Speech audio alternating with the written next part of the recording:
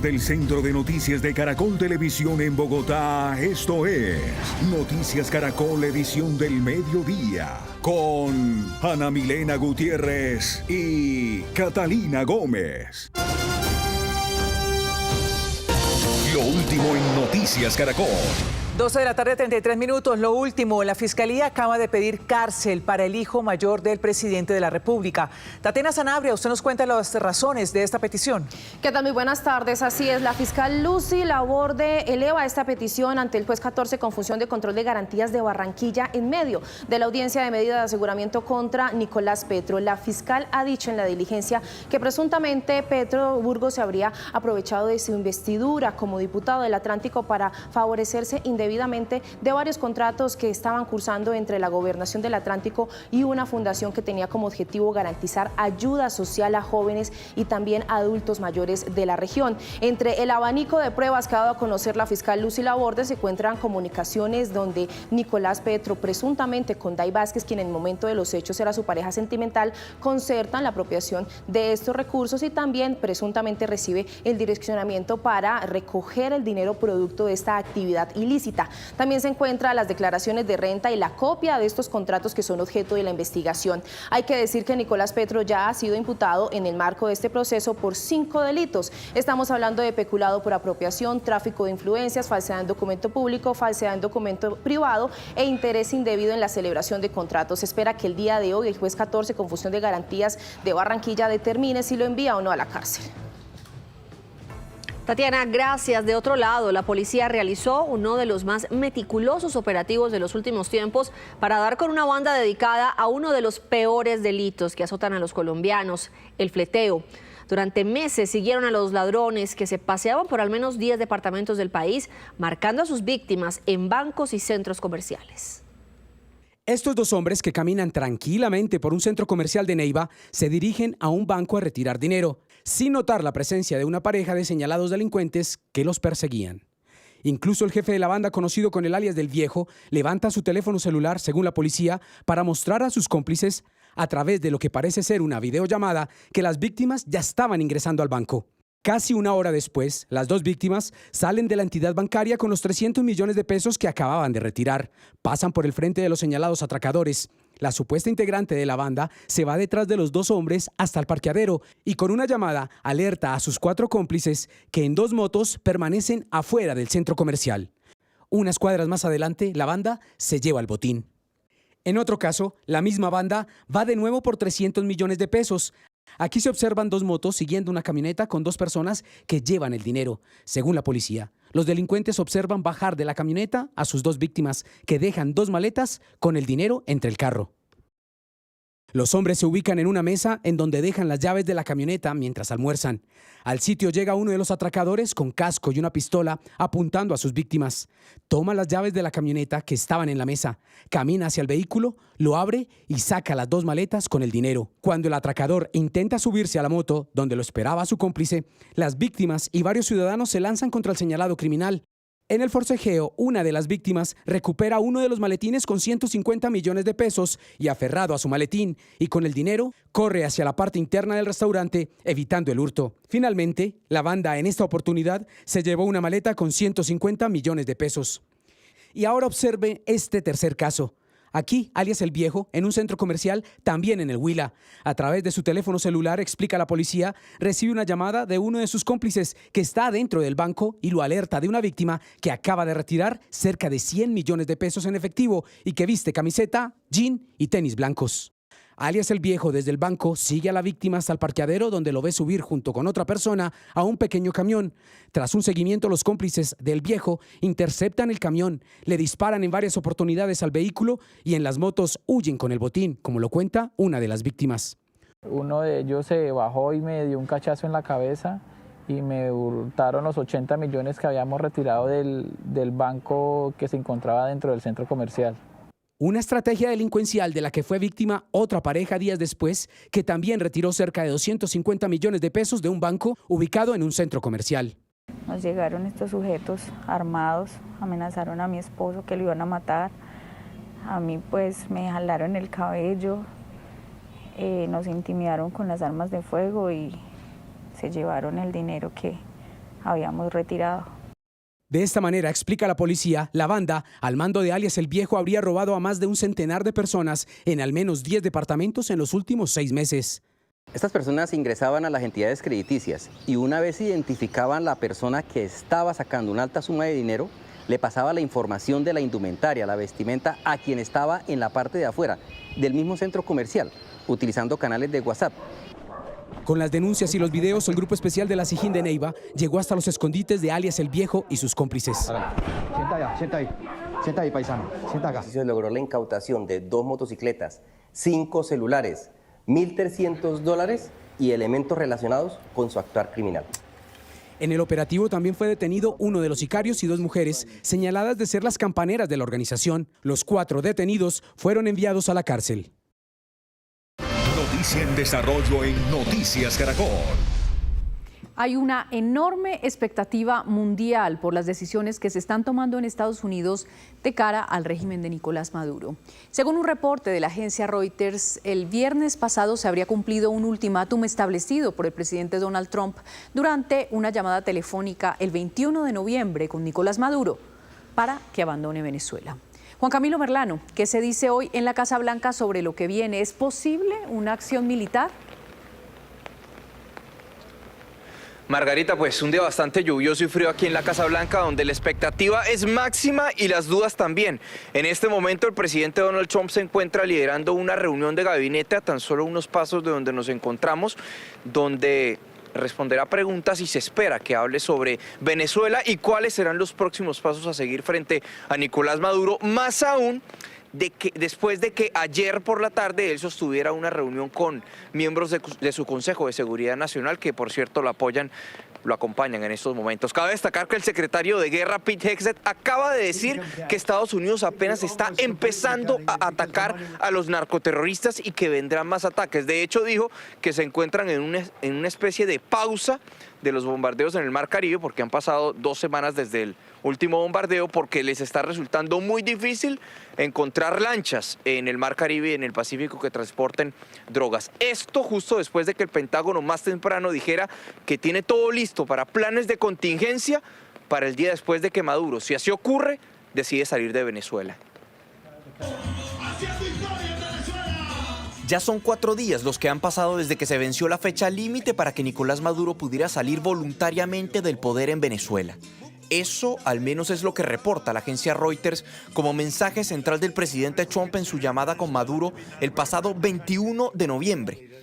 Una conversación de 15 minutos en la que supuestamente Maduro dijo estar dispuesto a salir del poder, pero con una amnistía para él y su familia, retiro de cargos y sanciones contra él y unos 100 funcionarios del régimen. De una agresión que se puede calificar como terrorismo psicológico. Así como también habría pedido que se dejara que Delcy Rodríguez mantuviera el poder en Venezuela mientras se convocaban nuevas elecciones. Trump habría rechazado la gran mayoría de peticiones de Maduro. La Casa Blanca solo ha confirmado que la llamada con Maduro ocurrió y no descartan la posibilidad de tropas estadounidenses en territorio venezolano. Hay muchas opciones sobre la mesa a disposición del presidente y dejaré que sea él quien hable sobre ellas.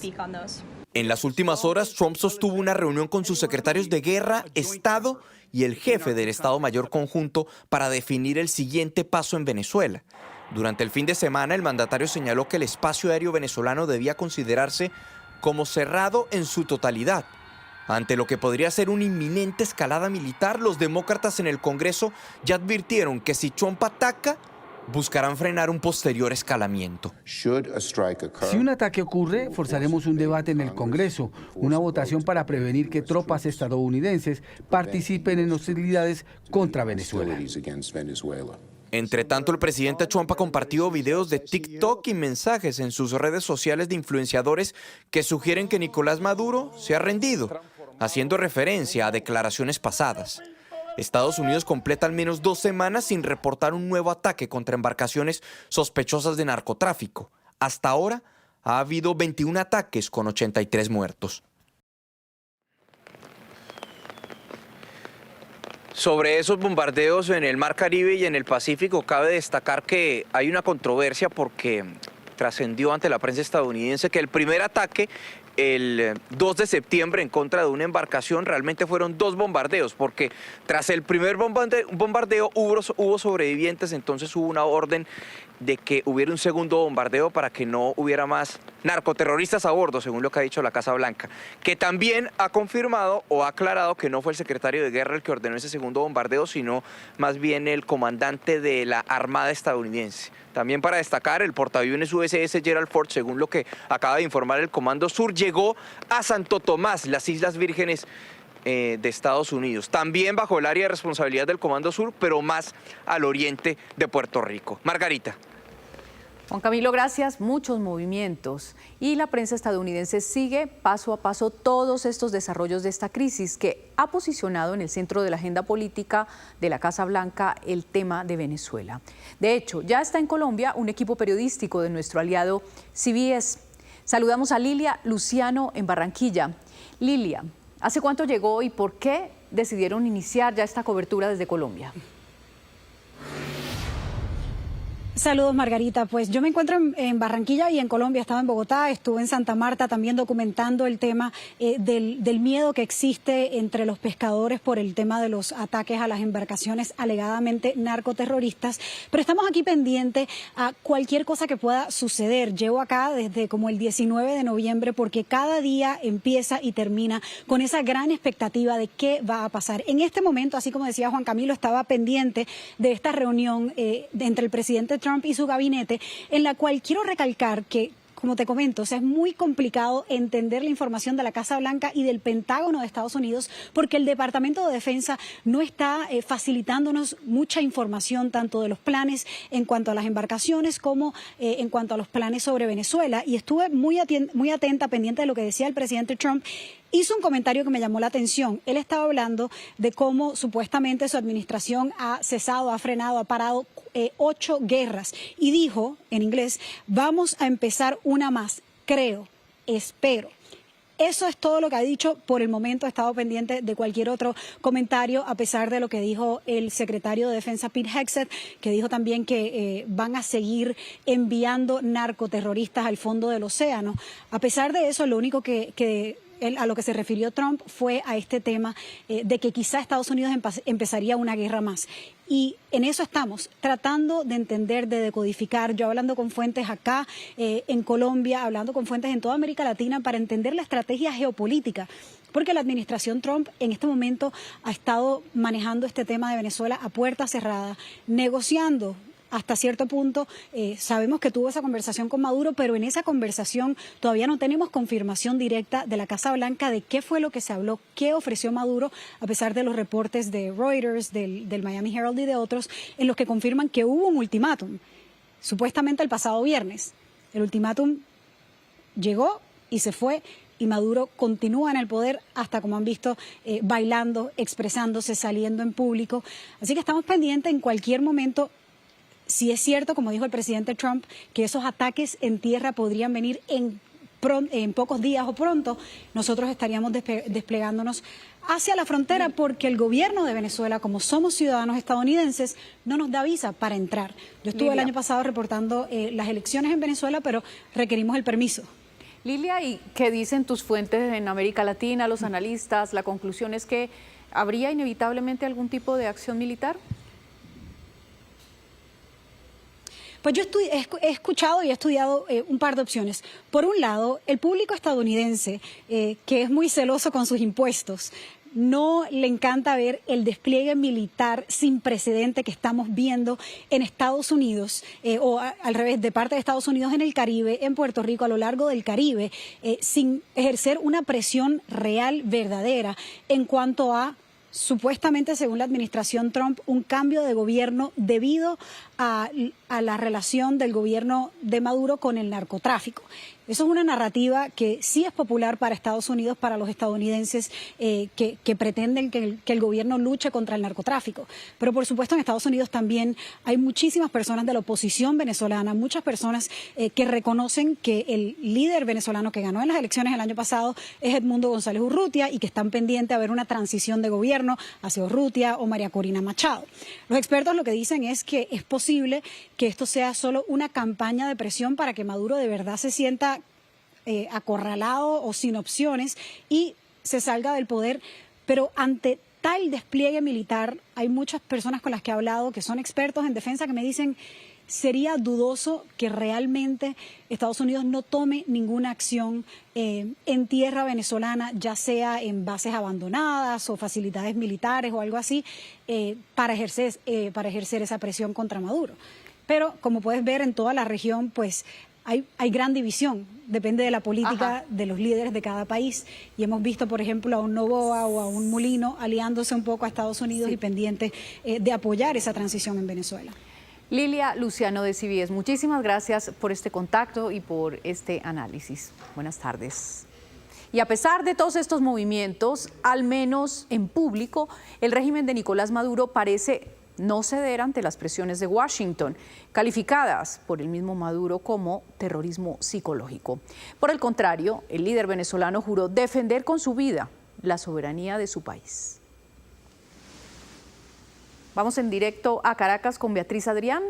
Beatriz. Buenas tardes, Margarita. Beatriz, ¿cómo están las cosas hoy en Caracas? Sí, muy buenas tardes, Margarita. Margarita, buenas tardes. No se sabe a ciencia cierta cuál es la expectativa que tiene Nicolás Maduro y qué pasos dará próximamente a propósito de todo lo que se ha dicho, de si está negociando su salida, de si va a dejar a Delcy Rodríguez, quien se encuentra en estos momentos en vivo por el canal del Estado venezolana de televisión, rechazando la venta de Citgo por parte de Estados Unidos. Pero Nicolás Maduro lo que sí ha hecho es aparecerse en público rodeado de pueblo para dar una sensación de tranquilidad, de que no está preocupado por lo que está pasando y, como tú bien decías, dice que es terrorismo psicológico lo que está aplicando Estados Unidos, Washington. Vamos a revisar lo que fueron sus declaraciones en las últimas horas. Mientras surgían decenas de rumores sobre un Maduro atrincherado y planificando su salida, el mandatario se dejó ver este lunes en medio de una multitud. Asegura que está asentando las bases comunales para prepararse ante una ofensiva de Estados Unidos y agregó que defenderá con su propia vida la patria. Que así como juré frente al cuerpo de nuestro comandante Chávez antes de despedirlo, lealtad absoluta a costa de mi propia vida y tranquilidad, yo les juro a ustedes lealtad absoluta hasta más allá de los tiempos que podamos nosotros vivir. Para Maduro no han sido tiempos fáciles, pero asegura que han servido para aceitar sus fuerzas armadas y entrenarlas para la batalla junto a civiles de la milicia bolivariana. Hemos vivido 22 semanas de una agresión que se puede calificar como terrorismo psicológico. Son 22 semanas que nos han puesto a prueba y el pueblo de Venezuela ha puesto a prueba su amor a la patria. Maduro agregó que nunca aceptará la paz de los esclavos ni la paz de la colonia y este martes reactivó los vuelos de repatriación a petición de Estados Unidos de migrantes que habían sido suspendidos tras los ataques a embarcaciones de pescadores, según asegura. Ataques que serán investigados por la Asamblea Nacional de Venezuela tras petición de varios familiares de las víctimas. Bien, y se había dicho que Rusia había suspendido sus vuelos de turismo hacia Venezuela, sobre todo hacia la isla de Margarita, pero el embajador de Rusia en Venezuela confirmó que continúan operando con toda normalidad estos vuelos. Se habían dicho que habían sido desviados hacia Cuba. Por otro lado, Maduro suspendió las concesiones también a Plus Ultra y a Air Europa por tener sus vuelos suspendidos desde y hacia territorio venezolano. Es la información desde Caracas. Beatriz, gracias por el reporte. Y el Papa León XIV se pronunció también sobre esta crisis. El pontífice católico dijo que están buscando formas de aliviar las tensiones entre Estados Unidos y Venezuela. También instó al gobierno Trump a no utilizar la fuerza, sino a buscar otras formas de presión hacia el gobierno de Maduro. Con el nuncio estamos buscando maneras para calmar la situación, buscar sobre todo el bien del pueblo, porque tantas veces quien sufre en estas situaciones es el pueblo. Por un lado, parece que ha habido una conversación por teléfono de los dos presidentes. Al otro lado, hay ese peligro, esa posibilidad de que haya alguna actividad, alguna operación, incluso invadiendo el territorio de Venezuela. yo no sé más. Yo de nuevo creo que es, digamos, mejor buscar maneras de diálogo, quizás presión, incluso presión económica. Pero ¿cómo se llegó a este punto que parece crítico? Han sido meses de tira y afloje desde la llegada de Donald Trump al poder, que han involucrado devolución de migrantes, fallidos intentos de diálogo, pero la primera acción contundente se tomó en julio 25 de este año, cuando se anunció por parte del Departamento del Tesoro una sanción al cartel de los soles como grupo terrorista global especialmente designado, que se conoce con las siglas de SDGT. Después, días después, agosto 7 del 2025, la fiscal general Pam Bondi anunció una recompensa por $50 millones por Nicolás Maduro, a quien nombraron, denominaron y acusaron de ser el líder del cartel de los soles. En agosto 19 del 2025, inicio del despliegue militar, se movilizaron inicialmente 3 embarcaciones que luego subieron a 7, entre ellas el Iwo Jima, su grupo anfibio y un submarino de propulsión nuclear. Inicialmente 4.000 hombres, se estima que en este momento puede haber por lo menos 25.000. El 2 de septiembre se produjo el primer bombardeo contra una narcolancha. 11 muertos se reportaron en aquel momento y es el incidente polémico sobre el cual esta semana se está cuestionando el segundo envío de un misil para que no hubiese sobrevivientes, que algunos consideran como un crimen de guerra.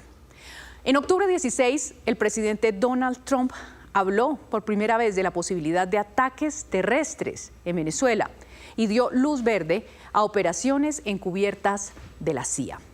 El 11 de noviembre del 2025 se produjo la llegada del portaaviones USS Gerald Ford al Caribe, como se sabe, la mayor máquina de guerra naval que existe en el mundo. En noviembre 14 se anunció el lanzamiento de la operación Lanza del Sur por parte del secretario de Guerra Pete Hegseth, una operación que en realidad ya estaba en marcha con los ataques a las embarcaciones en el mar, pero que de alguna manera protocolizó la ofensiva y la puso en otro nivel. En noviembre 16 se realizaron ejercicios militares en Trinidad y Tobago durante 5 días, ejercicios que tensaron las relaciones de Venezuela con Trinidad.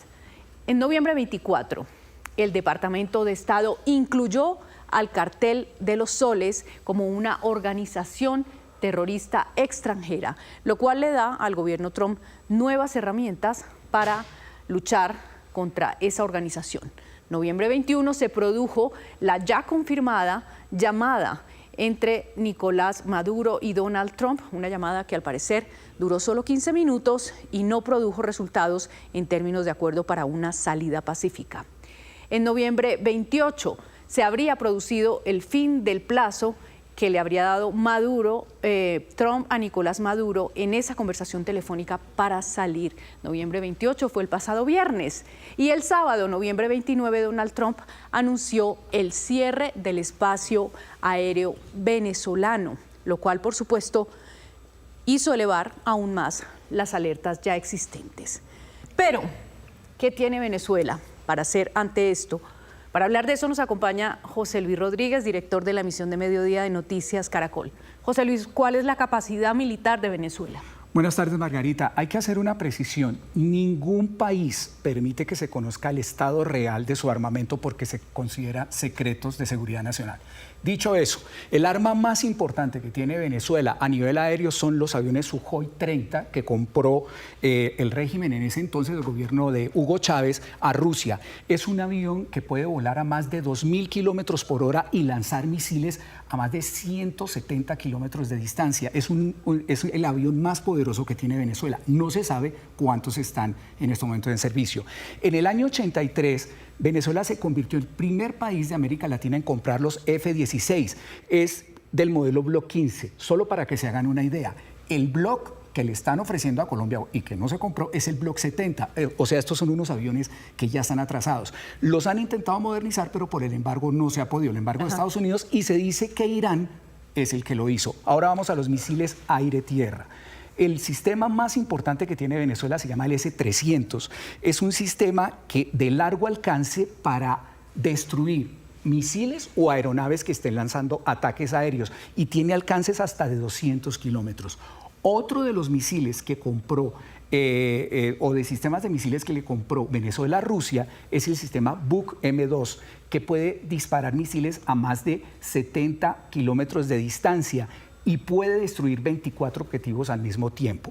Y aquí viene un arma muy importante, el AIGLAS. Es un misil portátil. Venezuela tiene varias, digamos, batallones y son proyectiles que pueden destruir helicópteros, drones o aviones que estén volando bajito a 6 kilómetros de distancia. Esos son, digamos, defensas antiaéreas. Pero, ¿qué tiene el régimen venezolano en tierra? En tierra pueden tener los tanques T-72, que también se le compraron a Rusia. Lo hicieron en el año 2005, lo hizo también el gobierno de Hugo Chávez. En esa época compró 92, son lo que se llama armas de acompañamiento, tienen un cañón de 125 milímetros, pueden disparar proyectiles para destruir otros tanques o para apoyar a las tropas en tierra. En el año 71, Venezuela le compró a Francia los tanques AMX-30. Los han intentado modernizar, parece que los tienen, digamos, en un nivel de alistamiento aceptable, pero no es el mejor. Y están estos que ustedes ven en pantalla, el BMP-3, son tanques de transporte de tropas, pero que también pueden disparar proyectiles. ¿Y en el mar? En el año 2005 Venezuela le hizo una compra muy importante a España. Compró 8 barcos, 4 oceánicos y 4 costeros. Es la última compra que hizo y solo tiene un submarino que se sepa según los medios de defensa. Y por último, hablemos de las tropas. Aquí vienen unas versiones distintas, porque por un lado, Venezuela dice que tiene 200.000 militares, pero las páginas o los medios especializados en defensa hablan de 123.000. De esos, la Fuerza Armada Nacional y el Ejército tiene 63.000.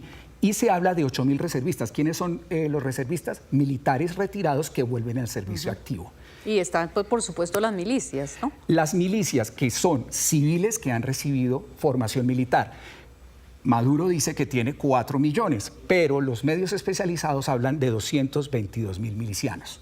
Todo esto para decirles que no se conoce mucho de lo que tiene Venezuela, pero en caso de que tuviera todo esto, no le alcanza para hacerle frente a Estados Unidos. Así es, todos los analistas coinciden en que todo esto que hemos visto, aunque es uno de los mejores ejércitos en el continente, es irrisorio, pues por supuesto, ante Estados Unidos. Gracias, José Luis. Y por supuesto la pregunta que todo el mundo se hace es, ¿qué tan inminente es un ataque? De esto nos habla María Teresa Aya, analista internacional de Noticias Caracol. Teresita, revisando este tiempo de crisis, ¿se podría decir que ya estamos en un punto de quiebre? Buenas tardes. El presidente Trump lleva desde su posesión en enero de este año preparándose para enfrentar a Venezuela. La pregunta es, ¿cómo piensa finalmente enfrentar a Maduro?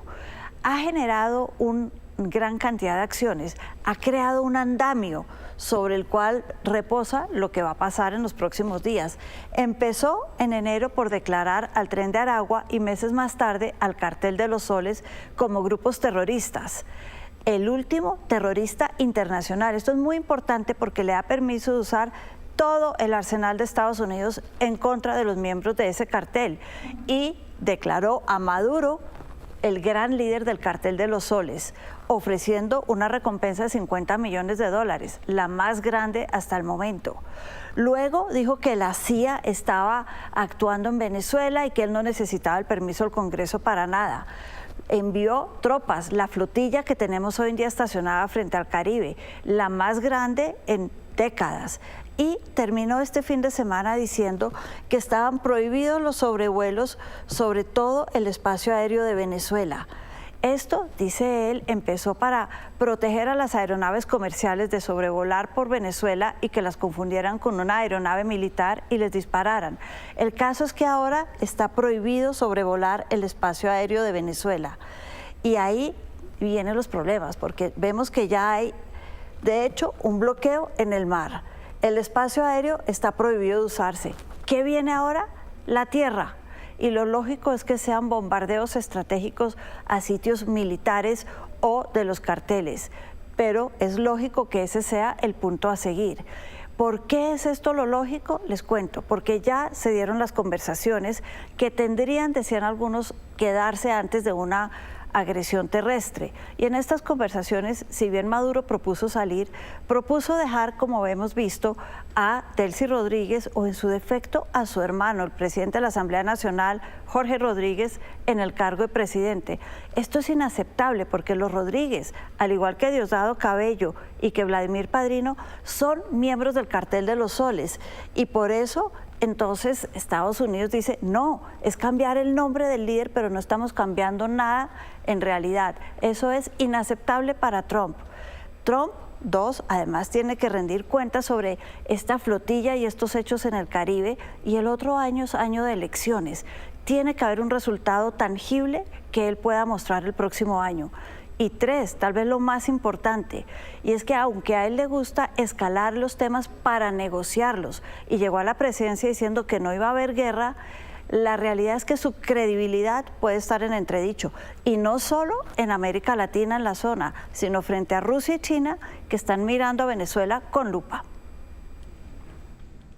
Teresita, gracias. Y a propósito de lo que está ocurriendo en el Caribe, hubo otra acción, pero esta vez la lideró la Armada Nacional. Se trata de una persecución de casi 3 días en alta mar a una lancha cargada con cerca de 3 toneladas de cocaína. Carlos Barragán nos tiene los detalles. Carlos, buenas tardes. Luisa, ¿qué tal? Muy buenas tardes. Pues después de un arduo trabajo de inteligencia, la Armada Nacional logró esta incautación, 2.6 toneladas de cocaína que iban rumbo a Centroamérica. Ellas las zarparon en una embarcación tipo Go Fast de alta velocidad a 90 millas náuticas de Barranquilla, a la zona noroccidente. Esta operación tuvo la participación de 3 componentes de la Armada. La aviación naval, que hizo la persecución de estas embarcaciones, veamos estas imágenes, esa es la Fuerza Naval de parte aérea, está haciendo la incautación, diciéndole a estos hombres, a estos delincuentes que deben detener la marcha y esperar a que llegue la segunda unidad, la de superficie, el ARC Victoria,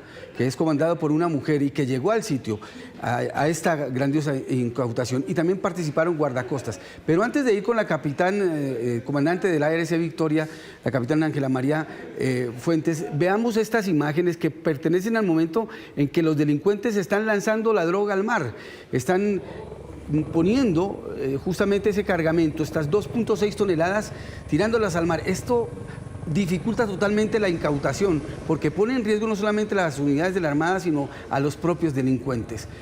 Varias horas, mucho trabajo tuvo que pasar la Armada Nacional para poder incautar estas 2.6 toneladas. Capitán Fuentes, bienvenida a Noticias Caracol. ¿Y cómo llegaron ustedes a darle este golpe tan contundente al narcotráfico en las costas del Caribe?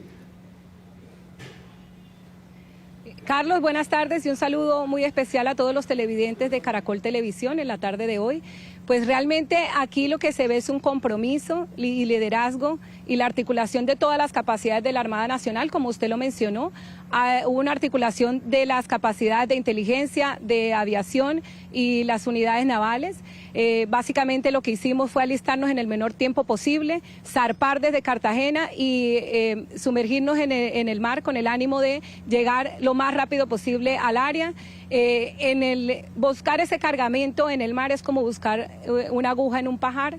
En la inmensidad del mar era supremamente difícil, por lo tanto teníamos que primero desplegar todos los medios, el heroísmo y la valentía de los tripulantes para poder soportar la adversidad de las condiciones. Teníamos unas olas de 2.5 metros, vientos de 30 nudos, que para los que trabajamos en el ambiente marítimo son unas condiciones supremamente adversas, pero superamos todas esas adversidades precisamente para hallar en el área el alijo. Estuvimos navegando 48 horas hasta el momento en que encontramos el alijo, el cargamento. Tuvimos que hacer una verificación y unos cálculos oceanográficos con el ánimo de identificar dónde podría encontrarse, hasta que realizando la búsqueda de este material, la protección de la vida humana de las personas que habían sido detenidas en el desarrollo de la operación, logramos hallar las primeras pacas con el cargamento en las que lo identificó el helicóptero. el buque ARC Victoria servía como plataforma para precisamente identificar, cargar, poder poner a disposición todo el material, brindarle la asistencia médica de alimentos y garantizarle la vida en el mar a las personas que habían sido detenidas. Entonces, como lo he dicho anteriormente, hay una integración total que refleja el compromiso de la Fuerza Naval del Caribe de poner todos sus medios precisamente para garantizar la seguridad marítima, para garantizar la protección de las líneas de comunicación marítima y específicamente desarticular absolutamente todo, desarticular cualquier crimen transnacional organizado que suceda en el Gran Caribe colombiano. Capitán, aquí estamos hablando de una incautación millonaria, son 125 millones de dólares en droga, más o menos es el cálculo que se hace cuando se divide esa cantidad de droga, 2.6 toneladas de cocaína. Y usted también hablaba de capturados. ¿Quiénes son esas personas? ¿A qué nacionalidad pertenecen? Y pues se jugaban prácticamente la vida, toda vez que en el Caribe se están desarrollando operaciones por parte de la Armada de los Estados Unidos. ¿Saben ellos que se estaban jugando la vida? Así es. Fueron 6 personas, 3 de nacionalidad colombiana, 2 de nacionalidad venezolana y un jamaiquino. Esas 6 personas fueron atendidas, estaban en buenas condiciones de salud. Efectivamente son decisiones que toman en la vida, pero sí se estaban jugando la vida porque claro, en otro escenario las condiciones primero eran totalmente adversas, o sea que pudieran haber naufragado en primer lugar y obviamente las acciones ofensivas de otros países podrían haber generado otro tipo de resultado. Uno se pone a pensar, señora capitán, que aquí es un esfuerzo de guardacostas, porque los guardacostas también van haciendo su operación. Está, como usted lo decía, la ARC Victoria haciendo la plataforma, controlando lo que está viendo el helicóptero y buscando esta gran embarcación. Aquí también los hombres de la Armada Nacional se juegan la vida con unas circunstancias tan difíciles de navegación, olas de más de 10 metros. Sí, Carlos, quería precisar en ese tema, las condiciones del mar eran supremamente adversas en ese lapso de tiempo. El ARC Victoria sirve de plataforma logística en ese sentido, es decir, podíamos estar reaprovisionando los botes, la aeronave con combustible para poder garantizar la permanencia en esa zona alejada del Gran Caribe. Y adicional a eso sirvió para plataforma para garantizar la vida del personal detenido, que mal que bien son delincuentes, pero respetamos como miembros de la fuerza pública, respetamos pues el marco jurídico que son los derechos humanos.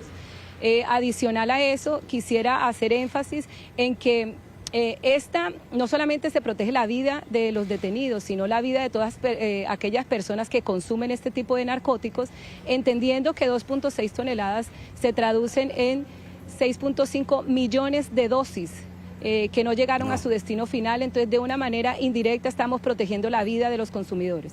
Es la capitana Ángela María Fuentes, ella es la comandante de la ARC Victoria, y este golpe contundente de la Armada Nacional a los narcotraficantes en el Caribe, la incautación de 2.6 toneladas de cocaína valuada en más de 125 millones de dólares.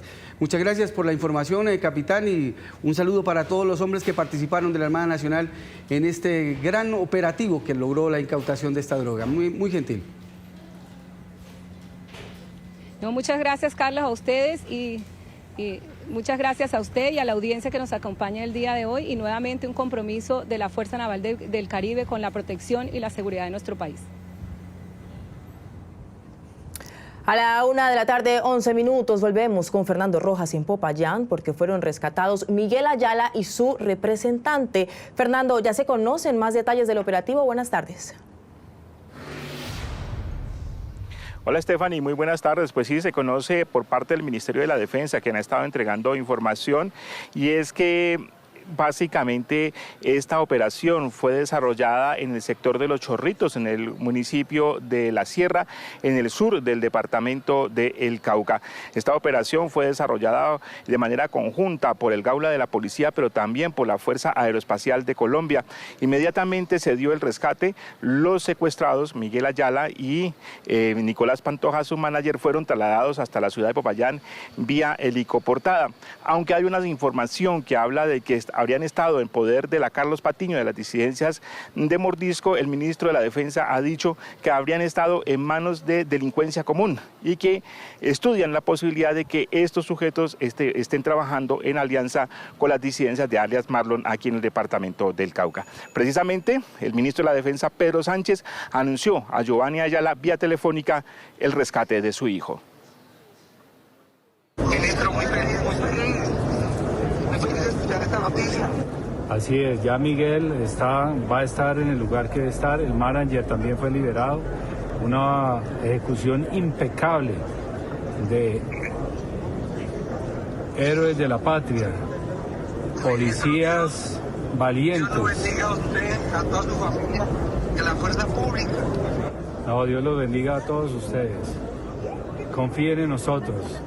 Yo le dije que primaba la vida de su hijo, era lo más importante, obviamente la del manager también, y no nos doblegamos ante estos criminales. Aquí la invitación también es a que todo el mundo denuncie, todo el mundo esté alerta y nos dé información para poderlos traer sanos y salvos, como lo hicimos hoy con nuestros héroes de nuestra Policía Nacional, también con participación de la Fuerza Aeroespacial Colombiana, y ya el director de la Policía Nacional dará unos detalles más al detalle, pero lo más importante, disculpen la redundancia, pero lo más importante es saber que su hijo, Miguel, está vivo y va a estar pronto abrazándolo a usted.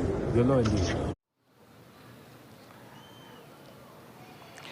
Mire, sobre esta importante información, pues recordemos que Miguel Ayala había sido secuestrado junto a su manager el pasado 18 de noviembre cuando se movilizaba entre la vía entre Popayán y Piendamó en un sitio conocido como El Túnel. Ahí fue plagiado y llevado con rumbo desconocido hasta el momento en el que hoy ya se conocen pues estas imágenes que precisamente en las fotografías se ven las condiciones en las que los tenían secuestrados y también el traslado hasta aquí a la ciudad de Popayán, y se espera que las próximas horas pues sean trasladados hacia la ciudad de Bogotá. Esa es toda la información desde el departamento del Cauca. Desde Popayán vamos hasta la costa atlántica con María Lucía en Barranquilla. Una afortunada información, Fernando, gracias. De otro lado, un valeroso vigilante evitó el robo de un recién nacido en un hospital del departamento de Bolívar. La mujer señalada del delito alcanzó a tener al niño en su poder durante varios minutos sin que nadie se diera cuenta. Isaac Rivera, ¿cómo ocurrió este hecho? Buenas tardes. Lucía, ¿qué tal? Buenas tardes. Pues este caso se registró en el Hospital La Divina Misericordia, ubicado en el municipio de Magangué, y la mujer que presuntamente iba a raptar a este bebé, ya pues por orden de un juez de control de garantías del departamento de Bolívar, estará en prisión. Lo que nos dicen a esta hora es que ella va a estar en una cárcel de aquí de Cartagena y pues bajo las rejas va a esperar que continúen las investigaciones para definir su situación judicial. Un caso que por supuesto ha causado mucho rechazo y varias voces pues se han pronunciado al respecto. Pero en la siguiente nota les cuento más detalles sobre este caso en específico en el municipio de Magangué. Veamos. Uno de los videos de seguridad muestra a la mujer de 30 años cuando camina por un pasillo del Hospital La Divina Misericordia de Magangué, con el bebé envuelto en una cobija. La joven había ingresado a una cita, pero según la policía, su intención era llevarse al recién nacido. Ella tiene un tratamiento psicológico, evidentemente ella entra por un tema de salud y ya estando adentro ve el factor de la oportunidad en donde la mamá se queda dormida y según lo que tenemos entendido y lo que ella ha manifestado, aprovecha el momento para hacer la acción que realizó. Segundos después se observa en el mismo pasillo al personal de salud que corre preocupado al enterarse del robo del recién nacido. La mujer ya había llegado hasta la portería donde trata de salir con el pequeño, como lo muestra esta otra cámara. Sin embargo, el guarda de seguridad impidió su salida. El vigilante de inmediato se puso en contacto con la policía, quienes rápidamente llegaron al hospital y le solicitaron a la mujer los documentos del recién nacido. Ante su negativa, los uniformados procedieron a quitarle el bebé. Las autoridades y directivas del hospital destacaron el control estricto que hizo el vigilante para evitar que se cometiera el delito. Gracias a la acción valerosa del vigilante, oportuna, y la credibilidad que tiene con la Policía Nacional, nos da aviso de manera oportuna, y aquí con infancia, adolescencia, el Gaula y las patrullas de vigilancia se logra hacer un trabajo mancomunado para que efectivamente tengamos una medida intramural para esta persona quien pretendía hacer este hecho. La mujer afronta un proceso por secuestro simple y ya fue enviada a la cárcel por un juez.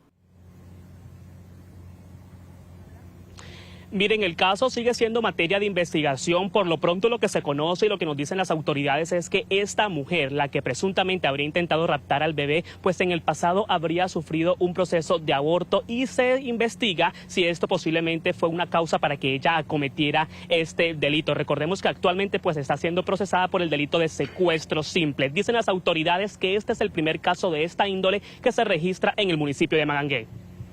Gracias, Isaac. 1:17 p.m. Hoy se conocieron nuevos detalles del asalto a una joyería en Bogotá que dejó una persona herida en medio de una balacera. Los videos entregados a la policía por el propietario del local evidencian la sevicia y la frialdad con la que actuaron los delincuentes. La primer cámara del pasillo muestra a uno de los delincuentes rompiendo con un martillo la vitrina, mientras otro apunta con un arma al empleado. En medio del violento asalto se desató un intercambio de disparos luego que dos escoltas que se encontraban coincidencialmente en el centro comercial se percataran del atraco. Tras romper los vidrios, los delincuentes amenazaron al trabajador de la joyería y procedieron rápidamente a extraer los paños con las decenas de joyas avaluadas en más de 200 millones de pesos. Uno de los asaltantes salta a la vitrina y continúa robando la mercancía, todo en medio de la balacera que se registra. Sustraen toda esa cadenería que vean en los paños, anillos. Nosotros pues también trabajamos con esmeraldas, con diamantes. Según el abogado del comerciante afectado, el atraco estuvo fríamente calculado. Habían hecho una inteligencia, habían hecho un seguimiento. Esto no fue cualquier hurto, esto fue algo organizado y por personas expertas, peligrosas, porque entran rompiendo el establecimiento con revólveres, haciendo disparos. Entonces es una organización delincuencial muy peligrosa. Pero hay más. En medio del intercambio de disparos, uno de los atracadores se refugia en el piso y en un momento aprovecha para saltar de nuevo y huir disparando contra los otros escoltas que intentaron detener el hurto. Esto es una organización delincuencial en Bogotá. Ya la Fiscalía General de la Nación conoce porque presentamos la denuncia el día de ayer. Le hago un llamado especial al comandante de la Policía de Bogotá, al alcalde Galán, que ofrezcan una recompensa. Una tercera cámara de seguridad ya en poder de la SIJIN muestra desde otro ángulo al mismo integrante de la banda saltando sobre la vitrina y extrayendo todas las joyas a su paso. Parece no inmutarse con los disparos. En un local contiguo, varias mujeres tratan de resguardarse en el piso. Esa mercancía pues era de proveedores que a nosotros nos habían puesto la confianza, nosotros también nos habíamos surtido y estábamos muy esperanzados en que esta iba a ser una temporada muy buena. El último ladrón que sale huyendo se corta un brazo con los vidrios de la vitrina. Todos logran huir en varias motocicletas que los esperaban al frente del centro comercial. La Fiscalía reveló que el caso de corrupción en torno a la compra de 40 carrotanques para abastecer de agua a La Guajira era la punta del iceberg de una red de corrupción. Los exministros Ricardo Bonilla y Luis Fernando Velasco habrían direccionado 74 contratos en Invías y 5 en la Unidad Nacional de Gestión del Riesgo, que suman más de 612.000 millones de pesos. Además, habrían trasladado recursos del PAE y programas sociales a las entidades a desfalcar. Tras 11 horas de audiencia, la Fiscalía destapó su abanico de pruebas con las que afirma que los exministros de Hacienda, Ricardo Bonilla, y del Interior, Luis Fernando Velasco, lideraron una asociación criminal en busca de sobornar a congresistas. Torcer la función legislativa para obtener votos favorables a proyectos oficiales y con ello asegurar la gobernabilidad. El escándalo comenzó con la polémica compra de 40 carrotanques para abastecer de agua a La Guajira, contrato que estaba a cargo de la Unidad Nacional para la Gestión del Riesgo. Esa adquisición desencadenó una revisión a fondo de la contratación de la entidad y tras 15 meses de investigación, la Fiscalía concluyó que ese negocio era solo una pequeña parte de lo que realmente había detrás. Sin embargo, señoría, esto solo era la punta del iceberg de un gran entramado criminal. Según el ente acusador, decenas de contratos del Invías por una cuantía superior a los 612.000 millones de pesos llamaron la atención de los exministros. Entre mayo de 2023 y febrero de 2024, lapso durante el cual direccionaron en favor de parlamentarios de la Comisión Primera del Senado, de las comisiones Tercera y Cuarta de la Cámara y Senado y de la Comisión Séptima última del Senado, 74 proyectos radicados en el INVIAS. La Fiscalía también advirtió que para ampliar el cupo presupuestal tanto del INVIAS como de la UNGRD se recurrió incluso a fondos destinados a programas sociales para poblaciones vulnerables. Se aprobaron traslados de recursos entre las líneas de intervención del Plan de Acción Específico PAE, las cuales consistieron en la contraacreditación de 8.964 millones de la línea Agroinsumos y Producción de Alimentos y 3.942 millones de la línea de Hambre Cero y Empleo de Emergencia. La justificación de estos traslados se basó en la necesidad de reforzar la atención de emergencias y la recuperación de infraestructura vial. Al cierre de la audiencia, Ricardo Bonilla y su abogado aseguraron que controvertirán una a una las pruebas presentadas por la Fiscalía. Ya llegará la hora de la defensa, cuando conozcamos el escrito de acusación. El profesor Ricardo Bonilla ya declaró que es inocente, oímos a la Fiscalía, es un debate jurídico muy importante que se hayan aterrizado los hechos. Le corresponderá el turno a la defensa. La próxima audiencia, en la que se definirá el futuro jurídico de los dos exministros, quedó programada para el 15 de diciembre. 1:23 p.m. y es crítica la situación de seguridad en el municipio de El Peñol, Nariño, donde los continuos enfrentamientos entre grupos armados y la fuerza pública generaron la cancelación de las actividades de fin de año y el desplazamiento de 200 personas hasta el casco urbano de Pasto. David Sánchez, usted tiene los detalles, adelante. Tatiana, de todos los televidentes, pues llegaron 210 personas en Chivas desde el casco urbano del Peñol y desde algunas de las veredas, precisamente huyendo a los enfrentamientos. La alcaldía de Pasto los ubicó en este hogar de paso, donde ya llegaron las primeras ayudas y donde ya se han entregado precisamente a estas familias los primeros elementos de básica necesidad, colchonetas, algunos alimentos que están siendo precisamente entregados. Hasta el momento en el municipio hay tranquilidad, pero los enfrentamientos se dan cada 2, cada 3 días y por eso las familias no quieren regresar. Dialogamos con algunos de ellos y esto nos comentaron. Disparos, enfrentamientos y hostigamientos se volvieron una costumbre en el municipio del Peñol y su zona rural. Los enfrentamientos se producen muy cerca de las viviendas, lo que provocó el desplazamiento de por lo menos 200 personas. Hay presencia de grupos armados, entonces también estamos obligados a mandar a nuestros hijos a las escuelas. Los enfrentamientos, cogen los horarios laborales de los profesores y los niños quedan en los colegios. Los desplazados denuncian falta de acciones por parte de las autoridades del municipio y del departamento. Ni desde la alcaldía municipal ni desde la gobernación, por lo que vemos, porque se supone que esto lleva más de un mes, que ya debería de haber alguna solución para el municipio. Es que la gobernación del departamento de Nariño no le corresponde, digamos, en un inicio hacer caso como lo dice su persona. Si hay un desplazamiento en el municipio del Peñol internamente de las veredas, le corresponde al municipio del Peñol. Y de acuerdo a la norma, a la ley 1448, como lo mencioné anteriormente, se hace bajo la subsidiariedad en nuestra correspondencia. Niños, ancianos y familias enteras piden mayor seguridad. Venimos desplazados por la violencia y ellos lo saben. En el último año han hecho más de 8 PMUs solamente con la situación del municipio del Peñol. Tenemos muertes selectivas, tenemos muertos en los vías, tenemos artefactos explosivos, tenemos motos bombas, hay fallecidos. Según habitantes de la zona, en la región hay presencia de 3 grupos armados, incluidos los Comuneros del Sur, que desarrollan diálogos de paz con el gobierno.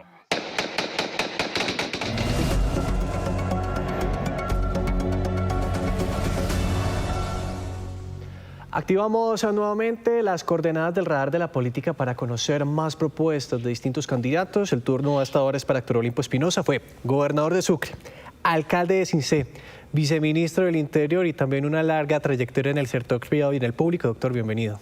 Bueno, hermano, yo recogí 1.700.000 firmas. Hubo 1.700.000 colombianos que depositaron una gota de confianza en este proyecto. Ya las presenté a la registraduría. Mi movimiento se llama Colombia Diferente, la Fuerza de las Regiones. Y confío en poder contarle a Colombia mi anhelo de un país distinto, de un nuevo modelo de desarrollo, de un nuevo modelo de Estado. De un Estado que le dé mucha más autonomía a las regiones, que les dé a las regiones la posibilidad de tomar sus decisiones, de expresar su riqueza, de expresar sus vocaciones, de desarrollar su tejido empresarial. Un modelo de Estado que crea en los profesionales que viven en las regiones de Colombia. Porque hoy las regiones de Colombia, Nicolás, son tratadas como un menor de edad por el gobierno central. Papi, dame plata, papi, dame permiso. Y nosotros tenemos que ser capaces de entregarle a las regiones la adultez que necesitan. Y en ese sentido, ¿qué reforma empezaría usted a tramitar en el Congreso de la República precisamente para eso, para que las gobernaciones, los departamentos tengan mayor autonomía para manejar sus recursos? Miren, los países de la OCDE, que son los países ricos del mundo, los que han logrado entregarle riqueza a su gente, ¿sí? Van 50 y 50, en algunos 40, 60, entre el gobierno nacional y los gobiernos regionales. Distribución de poder, de presupuesto, de facultades, de competencias.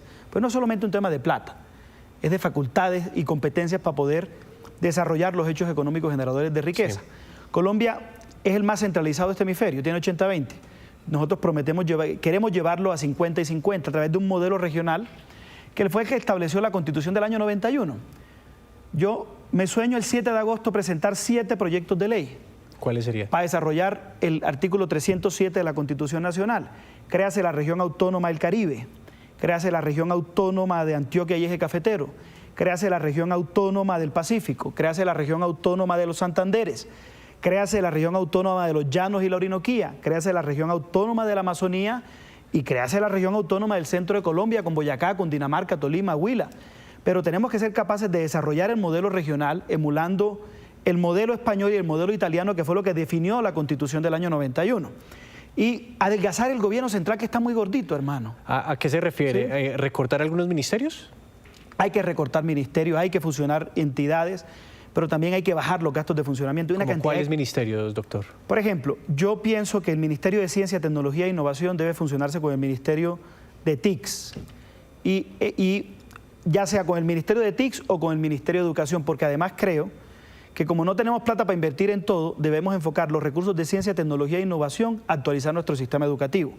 Porque estamos en un sistema educativo del siglo XX. Vea, yo en estos días, Nicolás, me puse a revisar los cuadernos a mis hijos. Están viendo lo mismo que yo vi en Cincé hace 40 años en mi pueblo, en la primaria. Que estudié en un gran colegio con unos grandes profesores, pero hace 2 años estuve en Corea firmando un convenio para llevar energía a las zonas rurales de mi departamento cuando era gobernador. Y pude estudiar el modelo coreano. Esos muchachos están viendo inteligencia artificial, Internet de las cosas, robótica. Nosotros tenemos que ser capaces de actualizar nuestro sistema educativo porque no podemos seguir quedándonos atrás de esta gran revolución tecnológica, cultural y energética en la que anda el mundo. Claro.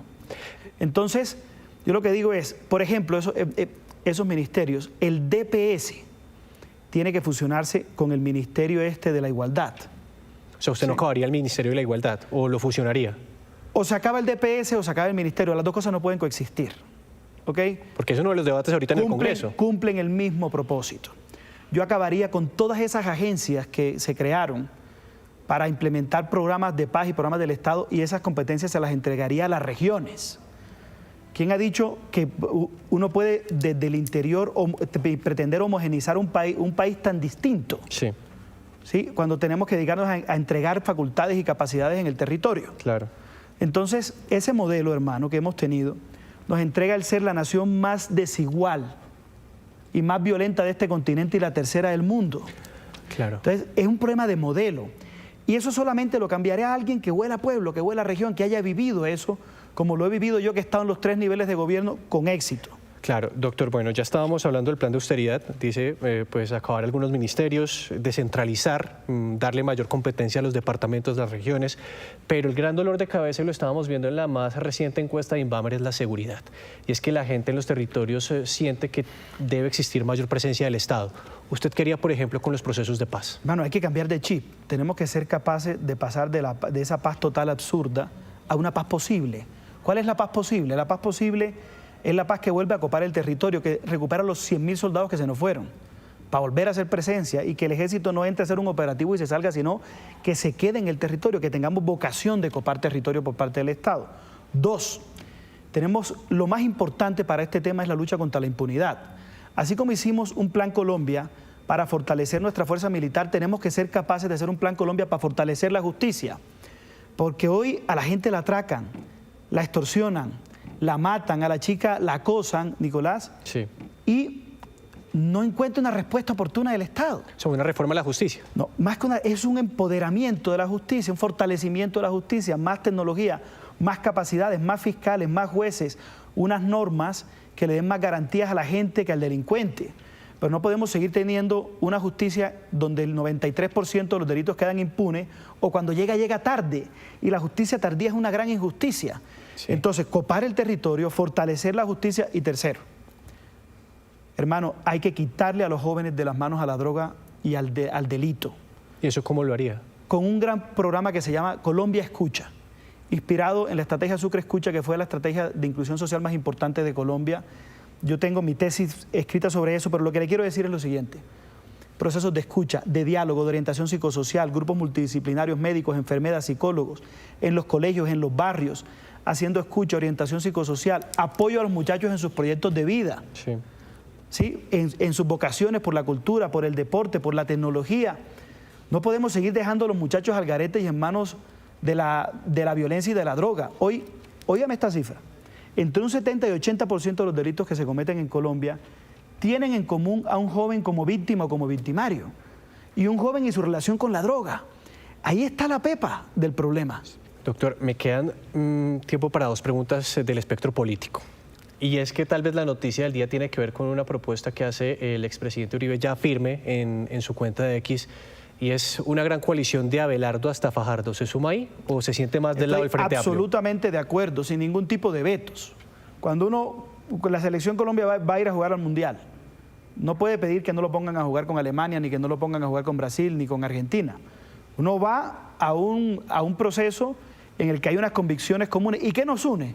La defensa de la democracia, la lucha por las libertades públicas, el incentivo de la iniciativa privada, el conservar la tridivisión de poderes, en conservar la política social del Estado, pero también la libertad de prensa, sí, las elecciones periódicas, la democracia, lo que conocemos como los principios de la democracia liberal de Occidente.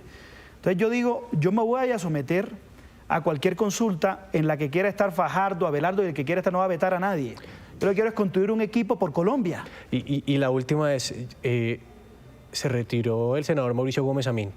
¿Ya está cocinado ese aval del liberalismo? Yo tengo 1.600.000, 700.000 firmas, pero ya habló con el expresidente Gaviria. Venga, le cuento, yo recogí 1.700.000 firmas. Quiero agradecer al 1.700.000 personas que creyeron en mí, depositaron en mí ese voto de confianza.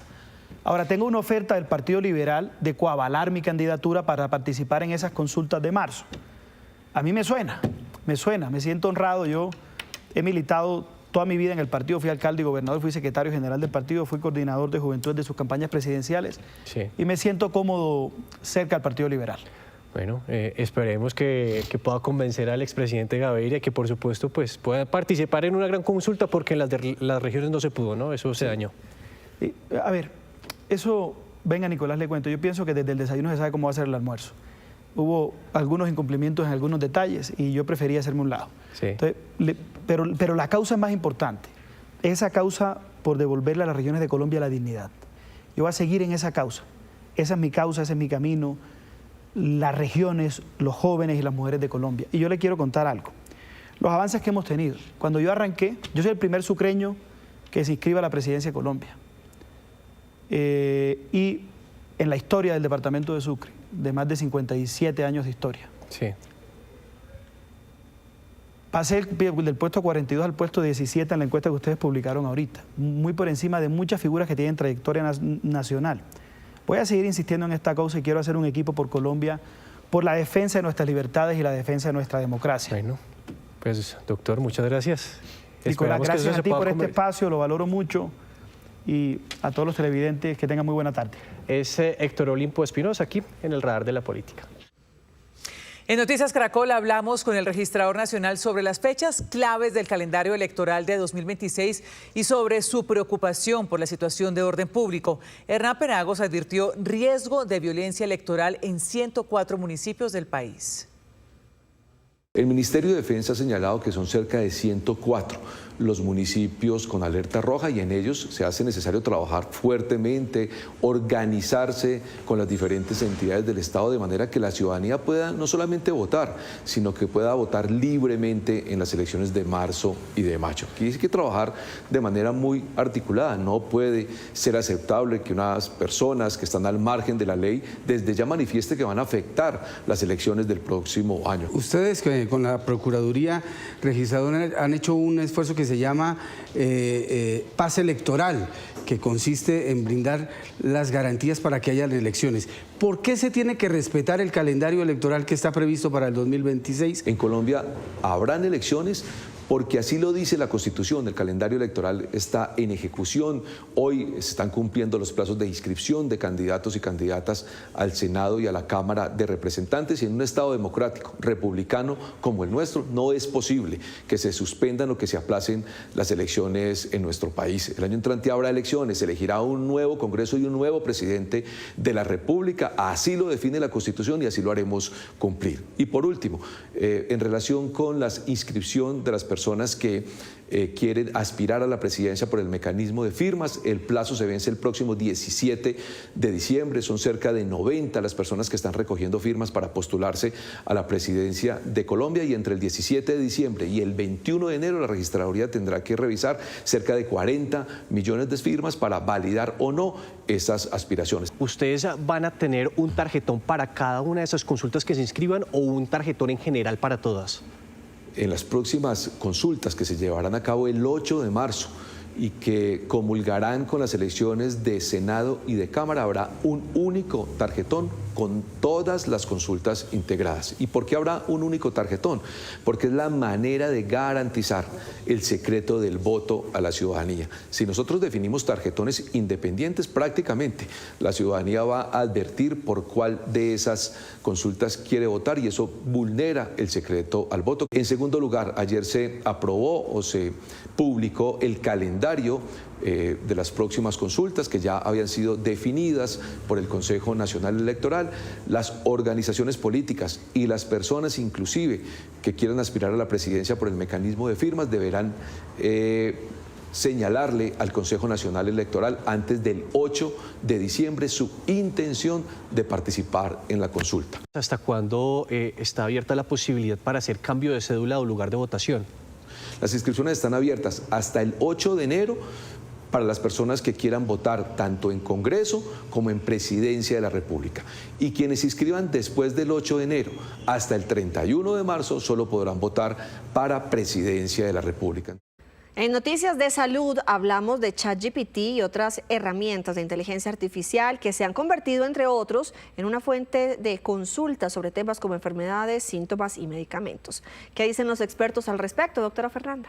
Catalina, buenas tardes. Pues primero fueron los buscadores de Internet del llamado doctor Google, que sigue vigente, pero ahora llegaron estas herramientas de inteligencia artificial que a la hora de resolver dudas son muy fáciles de usar, cómodas, amigables, rápidas y sin duda pueden ofrecer una buena orientación, aclarar términos, pero ojo, hay que tener claro que no reemplazan la consulta ni el criterio del médico.